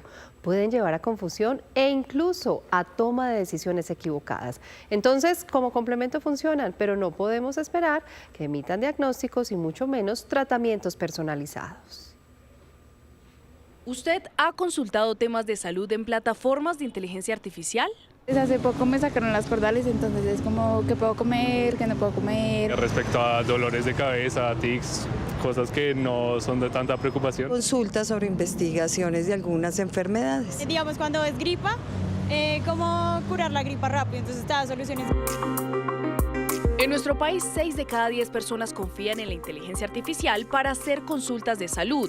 Así lo asegura un reciente estudio realizado por la Universidad Manuela Beltrán. La causa más frecuente de consulta a la inteligencia artificial es porque está el acceso a las tecnologías de información y la comunicación 24/7. La segunda causa es porque la inteligencia artificial les brindaba más detalles que un médico y la tercera porque tenían vergüenza de hacer cualquier pregunta. Las principales consultas, según el mismo ChatGPT, tienen que ver con el significado de síntomas, términos médicos, condiciones, consejos de alimentación, prevención y hasta terapia de salud mental. Sin embargo, lo que empieza por entender qué me pasa puede terminar en dudas, estrés y desinformación que ponen en riesgo nuestra salud. Hay riesgos de automedicación, de solicitud de procedimientos en momentos no adecuados, por ejemplo, sobreinterpretar síntomas aislados que todos tenemos. A veces un día nos duele la cabeza y el día anterior nos ha dolido el estómago y la inteligencia podría unirlos y generar diagnósticos de complejidad que no los tenemos. La inteligencia artificial no piensa, la inteligencia artificial no tiene ningún tipo de conciencia y no está viva. De hecho, en el momento en el que se acaba el hilo del chat, pierde la mayoría de la memoria de qué fue lo que le habló, porque la memoria que tienen estos sistemas está muy limitada. Como es una herramienta que habla con tanta seguridad, puede hacerle creer a las personas que es verdad, cuando no necesariamente es verdad. Aunque tengamos inmediatez, gratuidad, aparente compañía y validación por parte de estos chats, hay que tener en cuenta que si su uso es indiscriminado, no solo pueden hacernos tomar decisiones equivocadas sobre nuestra salud, sino también puede afectar nuestro bienestar mental. Si estás consultando por situaciones en donde tú te validas de forma negativa, incluso en medio de estados depresivos o en síntomas mentales de distinto orden, posiblemente estos lenguajes no tienen la capacidad de contextualizarse en qué momento estás y podrían de alguna forma como retroalimentarte el estado. Una persona que hace una muy buena terapia con un terapeuta puede reportar mejorías en un 8 y de 1 a 10 una persona que hace una terapia con estos lenguajes puede reportar no más de 5. Entonces, ¿cómo usarlas de manera correcta? Asumirlos como un complemento, como una asesoría, como una fuente de posibles cosas a las que tienes que prestar atención, pero que debes contrastar con expertos para tomar las mejores decisiones para cada persona en cada momento. Está en sus manos el buen uso de estas herramientas. Recuerde que no tienen la última palabra y que no reemplazan a un profesional de la salud. Si antes debíamos ser precavidos y tener el colador para filtrar la información, ahora con más razón, porque estas herramientas son muy queridas y es como si usted estuviera hablando con otro humano y no es así. A la hora de tomar decisiones hay que acudir al médico y ahí usted puede corroborar la información y terminar de resolver todas sus inquietudes. Feliz tarde, Lucia Fernanda. Doctora Fernanda Lucía, gracias. 2 en punto de la tarde. La Asociación de Empresas de Servicios Públicos alertó hoy sobre la inminente alza en el servicio de gas natural y de gas vehicular en el país. Laura Rojas, ¿qué detalles entregó el vocero de esta agremiación? Buenas tardes. Lucia Fernanda, efectivamente el presidente gremial habló sobre esta situación y qué es lo que está pasando. Se acabaron los contratos el 30 de noviembre que permitían que este servicio llegara a los hogares colombianos y también se pudiera adquirir pues este gas vehicular y esto tiene nuevos precios. En el caso de la producción nacional, esa unidad de medida está en $8, importarlo está en $14 y la segunda situación es que Colombia necesita importar más gas porque la producción nacional no es suficiente. Eso fue lo que explicó el líder gremial. Va a subir y está subiendo y lo hemos dicho y no es porque queramos asustar, es que cuando usted tiene que traer importado, cuando lo tiene que entregar en la costa, cuando lo tiene que traer al centro del país, cuando tiene que hacer todos esos temas, pues eso hace que usted tenga que pagar y que los hogares tengan que pagar. Algunos analistas han manifestado que si entonces tiene que importarse más volumen de gas y si estos precios aumentaron en la contratación, pues la facturación podría aumentar el 30% y también adquirir el gas natural vehicular también podría tener un incremento del 30%. A las 2 de la tarde, 26 minutos, volvemos con la noticia de hace pocos minutos, la advertencia del presidente Donald Trump sobre ataques en Colombia. Juan Camilo Merlano, ¿qué más dijo el mandatario? Ana Milena, que esos ataques en tierra deberían iniciar muy pronto, que van a iniciar muy pronto. No especificó dónde el presidente Donald Trump. Aquí naturalmente el enfoque y la atención siempre ha estado puesta sobre Venezuela, teniendo en cuenta que Estados Unidos considera a Nicolás Maduro como narcoterrorista y también por la recompensa en su contra. Pero el presidente de los Estados Unidos lo que asegura es que no es Venezuela exclusivamente, que todo país que produzca drogas a gran escala, que las trafique y que las traiga a los Estados Unidos para terminar asesinando decenas de miles de ciudadanos estadounidenses puede ser susceptible de recibir ataques en terreno. Escuchemos lo que decía Trump. Colombia produce cocaína, tiene plantas de fabricación de cocaína y luego nos venden su cocaína. Pero cualquiera que haga eso y que lo venda a nuestro país está sujeto a ataque, no solo a Venezuela. Aquí hay que destacar dos cosas. La primera es que el presidente Donald Trump viene diciendo desde hace varias semanas que los ataques en tierra van a iniciar pronto. Ya desde hace varias semanas lo venía diciendo. Y lo segundo es que su retórica frente a Colombia ya ha sido consistente, si se quiere. Hace un mes había dicho que si el presidente Gustavo Petro no cerraba, abro comillas, los campos de la muerte en Colombia, Estados Unidos lo iba a hacer por él. Posteriormente, unas semanas después, dijo que Colombia tenía fábricas a gran escala de cocaína y que sería su honor, que estaría honrado en acabar con ellas, que eso no significaba que lo fuera a hacer, y ahora lo hace de manera más directa, o su retórica es aún más directa, mencionando la palabra ataque en terreno, que también podría afectar a Colombia, pero también a otros países. Y sin duda habrá reacciones. Juan Camilo, muchísimas gracias. Volviendo a otros temas de interés nacional, el gobierno lanzó un nuevo plan de condonación o de perdón de deudas para más de 1.000 jóvenes que tenían créditos con el ICETEX y que no podían pagar esos préstamos. El Ministerio de Educación anunció una transformación del ICETEX para priorizar ese tipo de planes y oportunidades para los deudores. Cuando llegaron los resultados de las pruebas Abelardo tiene 23 años, viene del departamento de Córdoba y hoy es uno de los beneficiarios del plan de condonación. Su deuda con el ICETEX fue condonada en un 100%. Esto es un alivio inmenso porque ya yo el día de hoy me encuentro nuevamente cursando mi carrera en una universidad pública en la que no pago nada gracias al gobierno porque existe el programa de matrícula cero, por lo cual pude seguir estudiando, tuve una nueva oportunidad de vida y esto es como nacer de nuevo casi porque ya no tener esa deuda. El plan de condonación busca beneficiar a 1.192 jóvenes de todo el país que actualmente tienen créditos educativos. Todo dentro de una estrategia en la que el ICETEX deberá transformarse para no convertir esas deudas en una carga para miles de estudiantes. El origen del ICETEX fue una entidad que tramitaba créditos para estudiantes que quisieran hacer sus estudios en el exterior o incluso para aquellos que libremente deciden acceder a un crédito para financiar sus estudios, no como obligación, sino de manera libre. Y es que precisamente muchos jóvenes que han ingresado a la universidad solo ven una opción de permanecer a través de créditos educativos que se vuelven una dificultad de gran escala con el pasar de los años. Hoy piden que estas oportunidades permanezcan y se extiendan. La educación es un derecho y creo que todos deberíamos tener la oportunidad de estudiar tranquilos. El gobierno ha dispuesto 2.3 billones de pesos para condonar a más de 154.000 jóvenes a través de diferentes planes financieros y buscarán priorizar los recursos para la gratuidad en la matrícula y nuevas oportunidades para los deudores de ICETEX. Tenemos que seguir avanzando en posibilidades de salvamento y de condonaciones, de subsidios de tasas. Pero insisto, el tránsito de un modelo a otro tiene que permitirnos que en un corto plazo cada vez sean menos los estudiantes endeudados y cada vez sean más los estudiantes con el derecho garantizado. Hemos venido trabajando, ya llegamos a 8.300 y seguramente el año entrante podemos cumplir la meta que nos propusimos como gobierno. ¿Cuál es esa meta? La meta es que haya 0 créditos y que la política de gratuidad llegue a la totalidad de la población. Dentro de la población priorizada están jóvenes con categoría de Sisbén A y B, víctimas del conflicto y beneficiarios de Serpiro Paga o Generación E.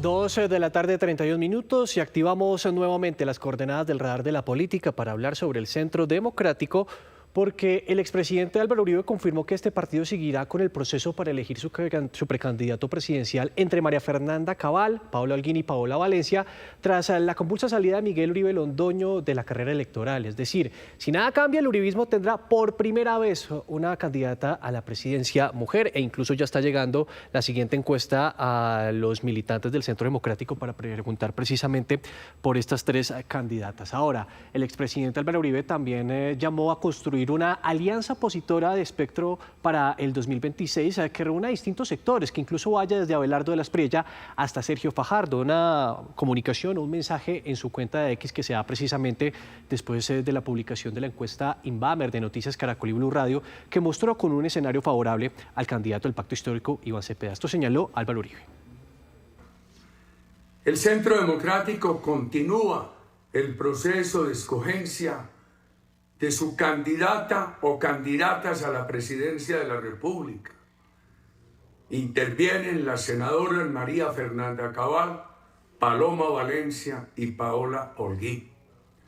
Reiteramos toda la voluntad de contribuir a un gran acuerdo para el bien de la democracia colombiana, que incluya un amplio espectro, desde el doctor Abelardo de la Espriella hasta el doctor Sergio Fajardo. Ahora, el exalcalde de Bogotá, Luis Eduardo Garzón, quedó en primer lugar de la coalición conformada por la Alianza Verde de Colombia, también Colombia Renaciente, ASI, Partido Demócrata y En Marcha, tras una disputa interna por ese primer puesto que tenía distintos candidatos. Por ejemplo, la votación terminó con 20 puntos a favor de Garzón, 6 por J.P. Hernández, senador, y 5 por Angélica Lozano. Hay que señalar que Katy Jubinao va a ser cabeza de lista por la Cámara de Representantes por el Distrito de Bogotá. Celebramos que la coalición al Senado de la República que hemos conformado con el Partido Alianza Verde, con Demócratas, con la ASI, con Colombia Renaciente, esa lista al Senado sea encabezada por el exalcalde de Bogotá, Luis Eduardo Garzón, un demócrata integral, un socialdemócrata de este país, un defensor de la paz y un defensor de las reformas sociales, y esas van a ser las banderas de la lista al Senado de la República, que será la lista mayoritaria el próximo mes de marzo. Y terminamos el radar de la política con dos datos que dio el ex canciller Luis Gilberto Murillo esta mañana en la entrevista con Noticias Caracol. Lo primero es que ya tiene 1 millón de firmas y se va a inscribir como candidato independiente el 9 de diciembre. Lo segundo es que no va a participar de la consulta del Frente Amplio e irá hasta la consulta de primera vuelta. Gracias, Nicolás. 2 de la tarde, 34 minutos. Cambiamos de tema para contarles. El turismo en Colombia pasa por uno de sus mejores momentos. Según el gremio de las agencias de viaje ANATO, este 2025 cerrará con ingresos para el país provenientes justamente del turismo por más de 11.000 millones de dólares. Contando los días para irse de vacaciones está Edgar y su familia. Ya tienen todo listo y reservado para irse a 2 destinos nacionales para el fin de año. Vamos a ir al eje cafetero porque llegan unos familiares del exterior, de mi señora, y vamos a ir a Tolú. Me voy en el carro para el eje cafetero, pero cuando llegue me voy por avión para Tolú, que aquí toca reservarlo desde un año antes para que todo salga más barato, todo más cómodo, todo. Por dicho, el que planea, que sean las cosas bien. El turismo en Colombia está brillando por todo lo alto. Según cifras de ANATO, este 2025 las divisas por turismo aumentaron un 11% y proyectan que el año cierre con ingresos por más de 11.344 millones de dólares. La mayoría de las agencias reportaron en un tercer trimestre favorable, dando que el 81% registró incrementos en las ventas, especialmente en destinos nacionales como el eje cafetero, Cali y la costa Caribe. Entre enero y septiembre se movilizaron más de 42,3 millones de pasajeros por los aeropuertos del país. Con corte a noviembre se registraron 6.809 frecuencias aéreas nacionales, semanales operadas por 7 aerolíneas con 226 rutas. Muchas ofertas, varias aerolíneas, muchas opciones realmente. Hubo un aumento del 4.5% de la llegada de visitantes extranjeros no residentes al país entre enero y septiembre del 2025 frente al mismo periodo del año pasado. Viajes Falabella también entregó su balance del año. El 52% de los colombianos que reservaron durante el 2025 fueron mujeres y el mes con mayores ventas fue julio. Este año hemos tenido un crecimiento de 55% en ventas con respecto al año anterior, donde hemos visto destinos que han sobresalido, sobre todo a nivel nacional. ANATO proyecta que este año el país cierre con cerca de 6,7 millones de visitantes, porque el turismo en Colombia tomó vuelo. Y precisamente Medellín ya está lista para una de las épocas del año con mayor expectativa económica. La ciudad espera en diciembre obtener ganancias por encima de los 143 millones de dólares con la visita de miles de turistas. Medellín encendió sus tradicionales luces de Navidad para dar la bienvenida a diciembre y abrió las puertas de la eterna primavera a turistas que se pasearán por sus rincones con un objetivo principal: dejarse enamorar. Los alumbrados, la inauguración de todas las luces, pues es un espectáculo, sí. y pues nunca había venido a Medellín así a conocer, entonces me parece bonito. Hace unos días nos dijeron que hoy era la inauguración, entonces vinimos a agarrar campo desde temprano porque estamos muy emocionados por ver cómo se ve esto de noche. Muy lindo, muy representativo de ustedes definitivamente. La verdad Medellín nunca, pues siempre resalta. Los alumbrados siempre han estado muy bien. La ciudad espera unos 225.000 turistas para este mes de diciembre que, según el estimado de las autoridades, dejará ganancias millonarias. Estimamos que la temporada decembrina deje alrededor de 143.7 millones de dólares, cifras que reflejan el dinamismo turístico y de Medellín y la importancia de planificar con datos para seguir fortaleciendo la experiencia de quienes visitan la ciudad. En materia de seguridad, Medellín dispondrá de más policías para la tranquilidad de propios y turistas. Llega un refuerzo de 600 policías para la época de la Navidad, pero no quiere decir que podamos abusar de esto, o sea, vamos a portarnos bien, pues vamos a pagar bueno, pero a portarnos bien. Cifras de Cotelco indican que la ciudad tendrá una ocupación hotelera permanente durante ese mes de un 70% aproximadamente. Los lugares más visitados serán El Poblado, Pueblito Paisa, Laureles, las fincas de Santa Elena y Parques del Río. El Valle del Cauca se prepara para recibir a casi 1 millón de turistas durante la temporada decembrina y Cali, por supuesto, será una de las ciudades más visitadas. El Valle del Cauca está listo para recibir a miles de turistas que llegan por estos días para disfrutar de las festividades decembrinas. Según cifras del Sistema de Información Turística SITUR, la ocupación hotelera estará entre 51 y 58% y se estima que el departamento recaude más de 250 millones de dólares por ingresos turísticos, servicios de alojamiento y otros sectores productivos. Estimamos que van a llegar a cerca de 1 millón de personas, de los cuales el 57% son turistas nacionales que vienen de otras ciudades de nuestro país, un 37% de turista interno de Cali y del Valle del Cauca, consumiendo Valle del Cauca, y un 6% extranjeros, donde se destaca, por supuesto, el turista extranjero de Estados Unidos y de España. Uno de los lugares más visitados será Cali, con 40% de los turistas quienes llegarán hasta la sucursal del Cielo para disfrutar de la feria en su versión 68, el alumbrado navideño y su programación cultural. Estamos preparados para recibir al mundo. Proyectamos una ocupación hotelera del 82%, 2 puntos por encima del año anterior, lo que confirma a Cali como un destino líder para la Navidad en Colombia. Se espera la llegada aproximadamente de 108.000 visitantes en diciembre, con ingresos superiores a los 62.000 millones de pesos. Tenemos estimado despachar cerca de 99.000 vehículos y proyectamos movilizar un poco más de 1.100.000 pasajeros del 1 al 31 de diciembre. Además de Cali, Buga, Calima, Cartago y Palmira serán otros de los destinos más apetecidos por los viajeros durante el mes de diciembre. Buenas noticias para Cali y también para Santander, porque ahí se dispararon las exportaciones no minero-energéticas este año. El cacao es el producto que más jalonó las ventas al extranjero. El cacao, café, la carne, el ganado en pie y el limón Tahití son los 5 productos que más se están exportando desde Santander hacia los mercados internacionales. Norteamérica es el principal receptor de productos santanderianos, pero lo que se destaca es el crecimiento en mercados como Egipto, Malasia, China e Irak.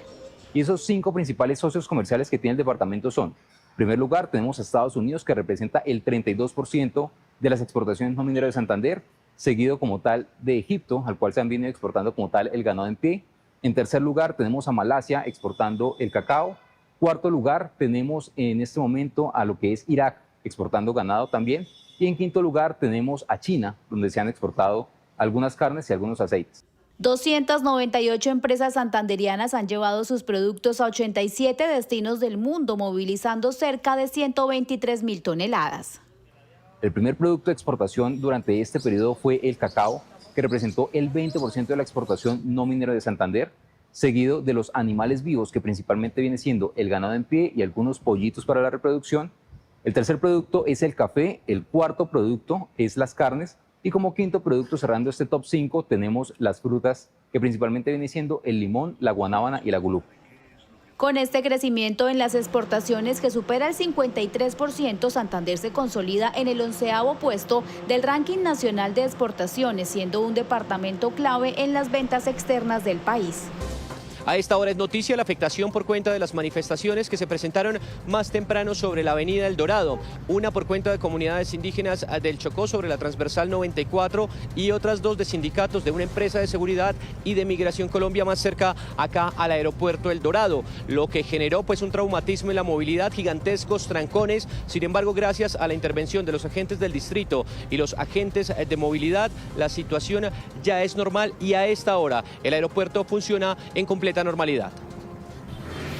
A esa hora es noticia en La Guajira que las autoridades han confirmado el asesinato de la docente indígena Huigua Elizabeth Nieves Mojica, de 44 años de edad, al interior de su comunidad. Esto sobre la Sierra Nevada de Santa Marta, exactamente en el corregimiento de Tomarrazón, zona rural de Riohacha. Fue necesaria la intervención por lo menos de personal de 2 batallones y también un grupo especializado de la policía para llegar y poder rescatar el cuerpo sin vida y trasladarlo hasta Riohacha, donde se encuentra en medicina legal actualmente. Dicen las autoridades que investigan este caso teniendo en cuenta que sus familiares manifestaron que no tenía amenazas. Mucha atención, que hasta ahora es noticia en Antioquia las investigaciones para esclarecer la muerte de Matías Serna, un menor de 9 años de edad en el barrio Jardín de la comuna Manrique, Medellín. Según las primeras versiones, este niño habría consumido una pastilla rosada que se encontró junto a un grupo de amigos dentro de una bolsa en un parque de esta zona de la ciudad, la cual lo hizo convulsionar y posteriormente habría causado su muerte. En el Hospital Consejo de Medellín, en el barrio Campo Valdés de la capital antioqueña, el cuerpo del menor aún permanece en medicina legal, donde se adelantan todos los análisis toxicológicos para determinar qué clase de pastilla le causó la muerte a ese menor de edad.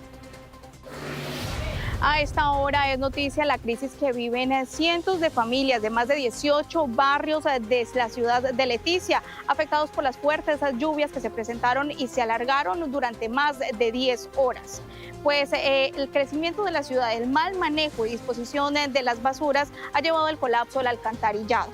Precisamente la Oficina de Gestión de Riesgo Municipal y en apoyo del departamento se encuentran en este momento haciendo censos en algunos barrios y evaluando los daños para poder entregar ayudas a las familias afectadas. 2 de la tarde, 54 minutos. Hoy en el Hotel Grand Hyatt de Bogotá, la Fundación A la Rueda Rueda celebra su 12ª subasta benéfica. Más de 60 obras de los más destacados maestros colombianos serán subastadas para apoyar a más de 480 niños y adolescentes en condición de vulnerabilidad. En honor al arte y la solidaridad, la Fundación A la Rueda Rueda durante 12 años no solo se ha consolidado como una de las causas sociales más relevantes del país, sino que por su calidad artística le ha valido el título de ser una de las pujas más importantes de la región. Es la subasta más importante que se realiza en Latinoamérica, de acuerdo a la Casa de Subastas Christie's de Nueva York. Y nuestro martillo es Denis Ratinov, que es vicepresidente senior de Christie's. El trabajo de referentes como Alejandro Obregón, Leopoldo Richter, Eduardo Ramírez Villamizar y grandes maestras como Ana Mercedes Hoyos estarán en esta edición.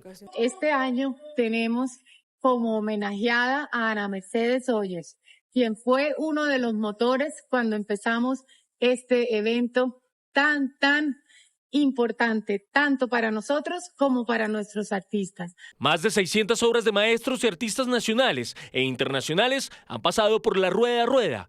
María Victoria Estrada, curadora y directora de la subasta desde su origen, asegura que es un buen momento para comprar arte colombiano. Tenemos muchos de los artistas contemporáneos que hoy en día también están brillando en los mejores escenarios, en las mejores ferias de arte del mundo.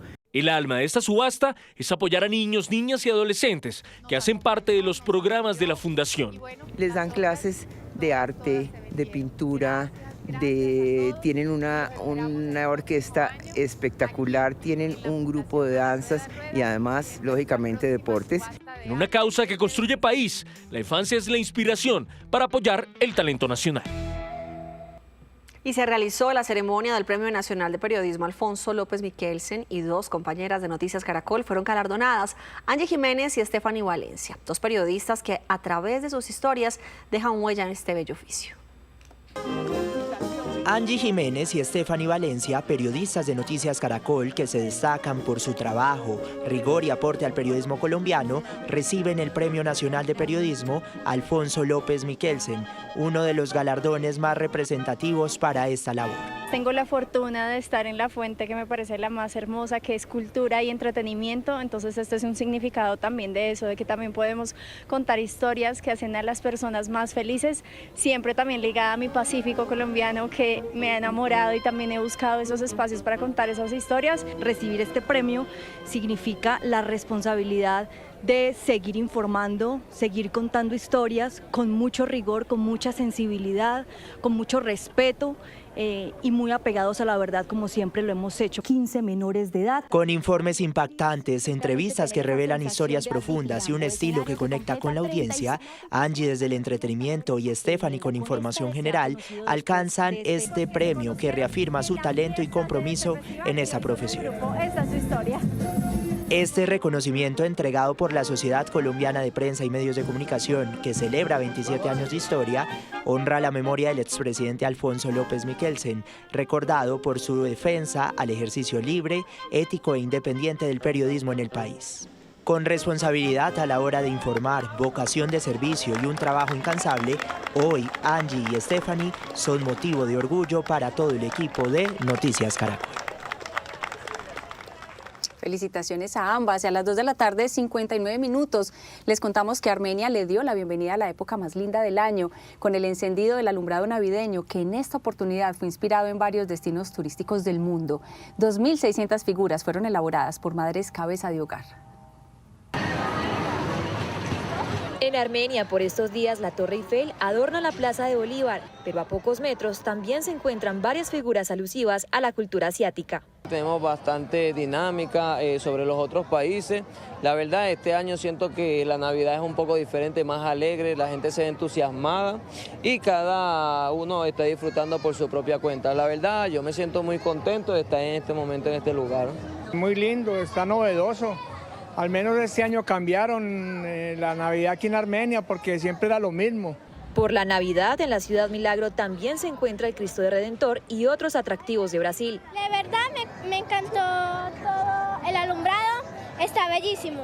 Durante esta temporada no tendrán que salir del país para conocer algunos de los monumentos y culturas más icónicas del mundo, pues la magia de la Navidad los ha traído hasta Armenia. Algo muy importante en este proyecto es que tiene un trasfondo social donde son cerca de 55 madres cabezas de hogar del departamento del Quindío que construyen este alumbrado navideño con mucho amor, mucha entereza para que todos puedan disfrutar de una ciudad engalanada y bella en la época decembrina. Son 2.600 figuras hechas por las manos del talento quindiano que estarán puestas sobre ordenadores viales, parques y en especial desde la Plaza de Bolívar de Armenia hasta Fundadores. Un alumbrado que tiene una temática importante con las festividades, las maravillas de diferentes ciudades importantes del mundo como París, Lisboa, Madrid, Río de Janeiro, porque queremos y pensamos que Armenia es una ciudad moderna y que también es una de las maravillas del mundo y que queremos mostrarla como tal, no solamente para los propios, sino para tanta gente que va a venir a nuestra ciudad en los próximos días. De esta manera, la capital quindiana también busca posicionarse como destino navideño, en donde los buenos deseos ya se hacen escuchar. Hoy les tenemos la historia de compromiso social de un instructor de fútbol que utiliza este deporte como una herramienta de transformación y protección para los niños en el municipio de Soledad, en Atlántico. Mi nombre es Oscar Cueto y esta es mi historia. Soy entrenador de fútbol en el sector de la ciudad de la metropolitana y Soledad 2000. Trabajamos con niños en formación desde la edad de 4 años. La labor de Oscar Cueto se centra en ofrecerles un espacio seguro de recreación, orientación y crecimiento personal. Esta es la esencia del deporte, tratar de luchar, sacar a los niños adelante. ¿Cuál ha sido la satisfacción más grande durante estos 15 años?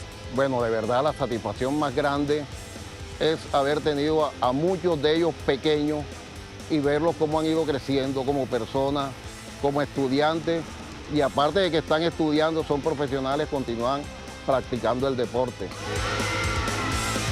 También nos entrena para que sean mejores personas y no seamos unos como delincuentes o algo así. No se dejen llevar por lo que le dicen las demás personas y sigan para adelante.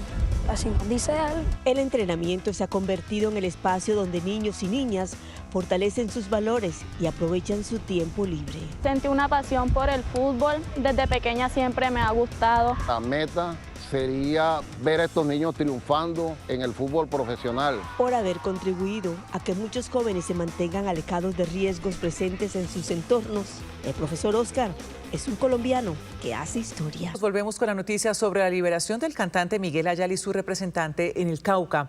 Noticias Caracol acaba de conocer el primer diálogo que tuvo el artista con su padre, el cantante Giovanni Ayala. Fue una conversación telefónica minutos después del rescate. Aquí está.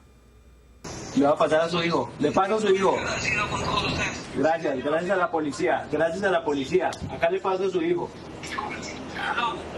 Hola, papi. ¿Cómo está, papi? Hola, hijo, bendiciones, papi, bendiciones, papi. Gracias, papi. Tiene que agradecerle mucho, mucho a Dios, primero a Dios y a sus ángeles que están ahí con ustedes, que nos rescataron, con mi Dios lo bendiga siempre. Gracias, papi. Perdón por todo, por ser así con ustedes. Siempre estuve con ustedes desde día cero. Y ahora con ustedes. Dios estuvo siempre con ustedes. Las oraciones. No se imagina la tormenta, la zozobra.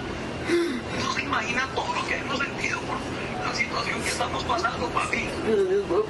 Nosotros también oramos mucho. Eternamente, primero que todo a Dios. Y al la policía. Por favor, por favor. Sí, gracias. Estamos esperando con los brazos abiertos. Hace muy pocos minutos y mucha atención porque esto es en la ciudad de Bogotá, se registró un atraco violento. Lo que dice la información preliminar de la policía es que el delincuente fue abatido, esto fue sobre la avenida 19 con calle 106 y la víctima resultó gravemente herida, está siendo atendida o atendido en este momento. Estamos esperando más información por parte de las autoridades de este nuevo atraco aquí en la capital del país. En otros temas, especialmente internacionales, vamos a hablar de las recientes declaraciones del presidente Donald Trump, en las que dijo que todo país que expida droga hacia Estados Unidos será blanco de ataques incluso terrestres. Esto en medio también de esas tensiones que se tiene con Venezuela, luego de que se había hablado de un diálogo y posteriormente a decir ya en la tarde de hoy, al mediodía de hoy, que podrían empezar pronto esa operación terrestre en el vecino país. Y por último vamos a hablar de economía.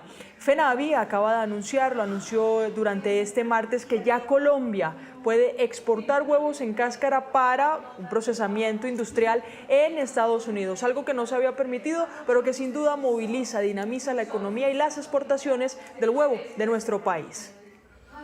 Gracias, Luisa. Cambiando de tema, con música y a la alegría, la capital del departamento de Sucre le dio la apertura a las fiestas de Navidad y fin de año. Con el encendido de luces y presentaciones musicales, Sincelejo le dio la bienvenida a la magia de la Navidad. Los Ángeles, el árbol de Navidad en la fuente luminosa del Parque Santander y calles con arcos de luces hacen parte de la decoración navideña en la capital de Sucre. Nuestro centro histórico vuelve a brillar, nuestro centro histórico viene a volverse nuevamente el centro de integración ciudadana de los cincelejanos y que hay varias calles que van a volverse, digamos, la foto de portada de la Navidad. Los niños del Conservatorio de Música de Sincelejo, grupos y bandas musicales hicieron parte de este maravilloso evento. En el día de hoy es muy importante para nosotros presentarnos aquí porque es un gran show espectacular y todos lo estamos esperando con ansias. Queremos demostrar todo lo bueno que tenemos porque estamos muy felices el día de hoy. Más de 60 sitios de Sincelejo se encuentran alumbrados y decorados para que propios y visitantes puedan disfrutar de esta maravillosa etapa de la Navidad. Los sitios más emblemáticos sin duda alguna son el Parque Santander y el centro histórico de la ciudad de Sincelejo. No, de verdad muy espectacular, pues siempre todos los años venimos, disfrutamos y este año ha sido algo genial. Bueno, está todo muy bonito, vine con mi esposo y una amiga y pues la decoración este año está muy linda. Durante esta temporada se espera la llegada de miles de turistas en Sincelejo y en los sitios turísticos del departamento de Sucre.